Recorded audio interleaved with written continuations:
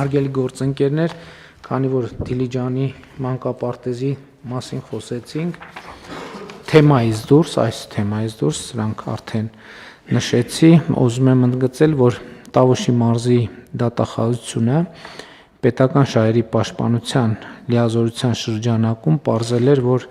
Դիլիջան համայնքի ավագանու 2006 թվականի որոշմամբ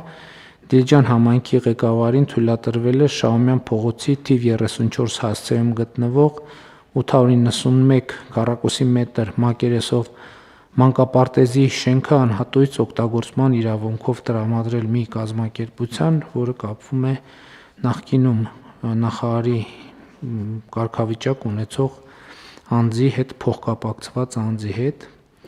եւ դատախազի կողմից ներկայացված հաղորդման հիման վրա 2024 թվականի սեպտեմբերի 12-ին քննչական կոմիտեի Տավուշի մարզային քննչական վարչությունում նախաձեռնվել էր քրեական վարույթ եւ այդ վարույթի հետ զուգահեռ պրոցեսներում Երևան քաղաքի ընդհանուր իրավասության քաղաքացիական դատարանի 2025 թվականի ապրիլի 25-ի վճռով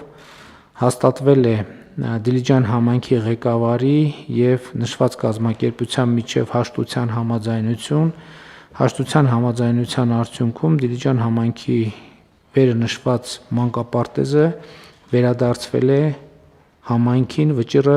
հրապարակման պահից մտել է ուժի մեջ։ Այսինքն մեր պրոցեսների շրջանակում մանկապարտեզը, որը նախկինում համայնքից օտարվել են, արդեն իսկ վերջնականորեն վերադարձվել է համայնքին, այնպես որ համայնքը եւ մենք կարող ենք մտածել նաեւ այդ մանկապարտեզը նորոգելու եւ երեխաներին վերադարձնելու մասին։